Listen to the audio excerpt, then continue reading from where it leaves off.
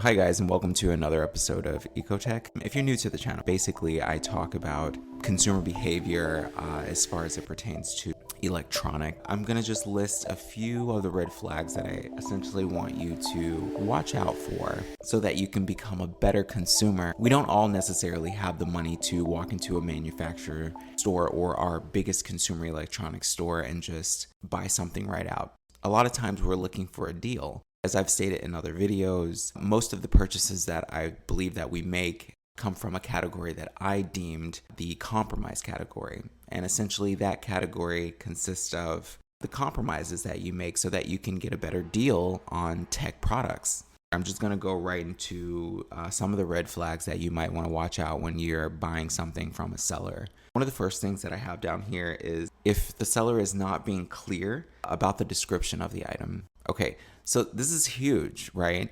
I mean, you're looking at a listing and you have more questions than you do clarity. Like if you have more questions at the end of reading someone's description, then I think that that's definitely a red flag, right? The tech product that you're buying is maybe, let's see, a mouse, right? But you just see a picture of a mouse and the description says works great, all right? But what kind of mouse is this? Like, where does it come from? Who created this mouse? These are questions that should not be the case, right? Now, of course, you could have some person that's just posting this listing that has no idea how to use the platform. But this is usually, I would say, in the rare cases, most people that actually post items to sell, they are very aware and very clear of what they're doing. Listing an item for sale is no harder than posting a post on Facebook or Twitter or anything else. If somebody's not being clear about the description of the item that they're trying to sell, to me, it's a red flag. And if you are interested in this particular item and they're not very clear, the one thing that I would suggest is to reach out to the seller and ask them more about the item. Now, this is something that you shouldn't have to do because essentially they're trying to sell it, but let's just take it as though the best case scenario, this person is not really informed on how to use the platform or they didn't really want to put that much effort into it. You could reach out to them if you're extremely interested, but I will have to say this. If you are trying to sell something and you're definitely serious about it, you're going to give the buyer everything that they need to know up front. That way, when they make a purchase, you can just ship off the item. You don't have to answer any questions unless they're simple questions and just get the transaction over with because the ultimate goal of the seller is to make the sale. And that's really the goal. I mean, that's the end goal. And if they are not giving you what you need up front, I mean, it's kind of a red flag, right? Because it just means that they're not as serious. With that said, another red flag that I have is not responding to messages or taking too long to respond. This is another huge red flag. And even though some businesses, they have office hours where they only respond, usually they'll have that posted, right, in the description. So if there's a reason that they're not answering, sometimes it'll be in the description. If it's not in the description, then there's really no reason for them to not have answered. So taking too long to respond to messages or not responding at all is another red flag because it's kind of like if the end goal essentially of a seller is to make a sale, then why are you not answering the questions? Regardless of how hard communication might be or how rough it is, the one thing that I've noticed as a seller is that I respond to people that are asking genuine questions and they show an interest. I answer them because that increases my chance of making a sale. If there's something that's not in the listing that somebody is asking about, it's pretty much my duty to answer that question or respond to their inquiry because I'm, at the end of the day, trying to make a sale. And if I don't respond to them, I mean, I'm not really being serious about actually selling this item. Now, am I? Right? So that's another red flag just to watch out for because It's indications of all sorts of other things. You don't really want to have to deal with that, because once you've actually given your money over, if you're not really getting proper responses back, you shouldn't really expect any better communication after the purchase has already been made, right? So this is, like I said, indications of other things, like other problems you might have down the road. So another red flag that I have to watch out for when buying things from sellers, with an emphasis of online buying, I would have to say the wording of things. Now, by wording, I essentially mean like the description. Okay, so say for instance, they have like a long description, right? They took the time to actually write this description out. Now, you go over the description and you're like trying to make out things and it's not very clear. Okay, wording means so much when you're trying to make a sale. Maybe they're using a translator, right? And everything is not being translated properly. Nevertheless, I will say this. If you are trying to sell a product, you will find a way to put it in its best light. And that's everything from pictures to description. If you're serious about making that sale, these things have to be on point. And wording is huge. You shouldn't have any questions as far as the grammar or the language or anything like that. I can't tell you how many listings I've run over where the wording is just off. And by off, I mean like you can't clearly tell what's actually being said there, right? You can't tell what they actually mean because maybe they skip some words or like they're being very vague or something like this. This is a red flag. And it's a red flag for a few reasons. One, they didn't really take the time to realize this is not proper communication. Whatever language it's in, it should be very clear to people who actually read and understand that language. If it's wordy and spotty, it's a red flag. It's one thing for people to talk that way. It's another thing for people to write that way. When you're writing, you have time to actually articulate what you're trying to say. You have time to stop, think about it, correct any mistakes that are made. I mean, I don't know who's rushing these people, but I'm saying like there's no way in the world and there's no reason for anything to be too vague. Do you get what I mean? If there's things that are vague and it's very clear to you that they're like skipping over some things, this is just a red flag, like altogether. If the wording is off, if it's vague, the reason why is because they have unlimited time to sit down. Even if they didn't have unlimited time to sit down, you can't just post any old thing up there when you're actually trying to make a sale. If the wording is off, the description is too vague, just skip right over it, to be honest, because this is one of those things where it's just like if there was a problem to arise, right? This is how sometimes some sellers, depending on how they choose to do business, take advantage of buyers. I mean, because any number of things could arise, and with the wording not very precise how it should be, you can interpret it like many ways. And that's just not the way that you do business when you're actually serious and trying to make a sale. I do believe there are many different ways and many different techniques you can go about doing to actually successfully make a sale. But distorting the wording of a product is not one of those things. That's not how it works. That's not how it should work. So watch out for that red flag. Another red flag that I have, not having clear or vivid photos, right? With smartphones today, even if you have like the crappiest smartphone, it's not very hard to put your item in light, right? To put it in the daylight, put it outside, or do whatever you have to do in order to get a clear shot.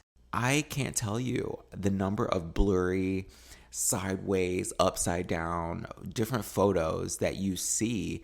Like some 3-year-old just made this listing, right? This is a red flag, right? Because if you can't properly make out the photo of the item that you're about to receive, how do you really know what you're about to receive? There could be a huge amount of damage on this item, and they can get away with it because it was in the description. They posted photos, you still bought the item. The thing is though, is maybe there was more damage than what you believed, but just because you assumed that there wasn't as bad a damage doesn't make them in the wrong. Do you get what I mean? This is why it's important for you to be smart as a consumer, because some people that sell, this is what they prey on. And unfortunately, this really gets people sometimes. Make sure that the item has vivid photos, ones that you can see very clear, And when you read the description, you can relate it to the photos, right? If they say that there's a scratch here and there's some damage around here, you should be able to look at the photos and clearly see that. And if you can't, it should be mentioned in the description. Like, oh, like I have photos of it, but you really can't see it in the photos as much. I mean, these are signs of honesty, right? It's just trying to explain that maybe they don't have the best quality camera and it's not coming through very well, but it is there. Any seller that wants to actually make a sale, they will explain things to you in a way that you understand so that you feel more confident about making that purchase. If you make that purchase and you don't feel very confident about it, it's because maybe you shouldn't have made that purchase, right? I'll tell you that right away. So not having very clear or vivid photos is a really big red flag. Now, of course, if you are willing to take a chance on an item like this, you can ask the seller for more photos, right? It's one of those situations that arise. Maybe you're still interested. Maybe the description was great, but the photos are just crap and they're just way off. Ask them for more photos, more vivid photos, right? To see if they can actually pull that off. If they can, that's great. That's what I would say, because then you have accurate photos that you can apply to the description. And if anything were to arise, you can say, well, this isn't the item because it doesn't match the photos. Or you can say, well, this has more damage or this blah, blah, blah. You're understanding a little bit more about what you're getting. The goal here is to not really be surprised. When you're buying stuff from sellers online, you shouldn't be surprised about the item that you actually receive unless it's in better condition than what they stated. You really shouldn't be surprised about the item that you receive as far as like damage or flaws or anything like that.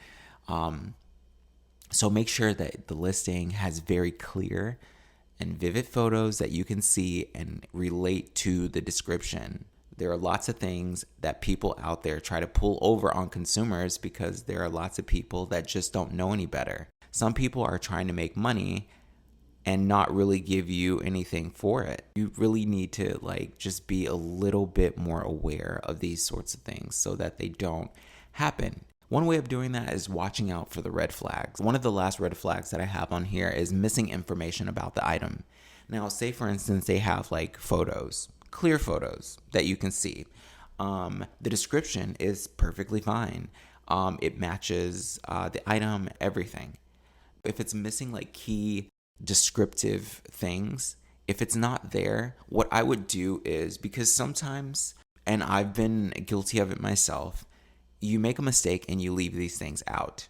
Maybe the size of the hard drive, or what type of hard drive it is, or what type of screen it is, or what type of keyboard. These things, sometimes when you're writing out your description, you just skip over. They try to encourage you on some websites to fill in this information by giving you these little options where you can essentially just pick from a drop-down menu and put the information in there. But sometimes you find that listings are still missing this information. If everything looks on the up and up, but it's missing information, it's still a red flag. The thing is, though, is what I would do with this red flag is I would just reach out, right? I would reach out to the seller and I would ask them, can you tell me what kind of this it is? What kind of screen is this? If there's things that are missing, it should alert you to just be aware, right? But what I would do is just approach with caution. So you ask the seller, of course, about whatever information that you're really wondering about that's not included. And then you start to go off your other red flags, right? You start to think well, how fast are they responding to me? Do they respond within the same day? Or has it been a week since they've responded? Because if it's been a week, then you might want to just move along, right? Because maybe there's a reason that they haven't answered that question. I have had so many different experiences that I am aware that there are people that actually sell things, list things, and they're not being very truthful about what they're actually selling. Anything that's out of place, it should immediately send a red flag to you just to be more aware about making or proceeding with that kind of purchase with this seller, because it's an indication of what down the line you could run into. So say for instance, you buy an item and it's missing information, right? Well, you're just expecting that you're going to get this particular item. So you look up the specs and whatever. But what if you get the item and there has been alterations to it? Because this is a used item, right? This is a pre-owned item, or even let's say it's listed as a brand new item. And you're just assuming that you're going to get a certain set of specs. Well, what if the specs are different? What if they're way lower? What if you get a different screen? What if things are just not the way they should be? Well, technically it wasn't in the listing. How does them giving you an item that is exactly what they said it was, how does that make them wrong? It doesn't make them wrong. And this is why you have to inquire a little bit more, especially when it comes to tech products. There's so many different kind of alterations, variations, different models. I mean, if you don't even know the model number, right? Let's say that's not on the listing. They can give you any model. They can give you any model of it. Like, think about MacBooks. They all look the same. If you don't know what year that MacBook is, you could essentially be buying anything. Let's say you look at a picture and you assume that this MacBook is from this time just because it looks just like the one in the photo. But then you get it and you realize it's about a year behind or 2 years behind. The specs are much less than what you were expecting. This does not make them wrong because you made assumptions and you didn't reach out to them to actually confirm this. When you actually reach out to the seller and you confirm these things, you can prove that this is what they said it was via the messaging. You can prove that this is what, like, even though it wasn't in the listing, this seller said that all these things were included and this is what it was and blah, blah, blah. So it's very important for you to actually like reach out and get any missing information, get any understanding about the thing that you have not gotten. Like if there's anything not clear, it's very important that you reach out to them, and it's very important that they respond back in a timely manner. Otherwise, red flag. I mean, because you don't want to put yourself in a position, which many people do, of not being able to return an item, of not being able to have like grounds for certain things. Because think about it, if you have something for sale and you don't really describe what it is and somebody just buys it, well, how does that make you wrong? Right? You got to think about it. Like, how does it really make the seller wrong if the person never inquired and they only made assumptions, right? You can't make assumptions with these kinds of things. And it's not, you don't get returns based off assumptions. You don't get to file any sort of claims or claim that the buyer was, claim that the seller was wrong based on like assumptions. If you make assumptions, that is your own fault. What you want to do to be a better consumer is to confirm everything. If you are expecting a certain thing, confirm it, right? If this looks exactly like the MacBook from, I don't know, this year, confirm that it's actually that one, right? Because maybe it's one from 3 years ago. Maybe you're not really seeing the proper photos online and you're just making these assumptions. Don't do that. Confirm absolutely everything about the purchase. Now, I'm not going to say that like there are all kinds of sellers that are just out there to get you, but there are some. And so you have to actually just like really be up on your game as far as paying attention and watching out for the red flags, because red flags at the very beginning are indications of just how well your transaction is going to go down the line. Like I said, sometimes sellers forget to include things in their description. So you have to reach out to them and just ask them a question before you buy it. Don't buy it before then, because you put yourself in a very bad situation, right? Sometimes, even though you've watched out for all the red flags, you still end up getting an item that is just not what it's supposed to be. And in this case, of course, you have complete grounds, right? Because it's just off from what it's supposed to be. It's not necessarily the same. This happens from time to time, believe it or not, even from people that are highly rated. And it's a shame that it does, but this is just the world that we work in, right? These sorts of things happen from time to time, but a better way to deal with these things is to not get stressed out. Try to use a very level head. Try to be very aware when you're looking at listings and making purchases. Try to communicate with the actual seller. That way you can increase your chances of actually getting the item that you're seeking to get. Don't get stressed out. Don't think too much about it. Remember, we want you to be on the winning side here at Ecotech. That's it for today. Just be smart. Watch out for the red flag. This has been Ecotech, and I'll see you guys in the next episode.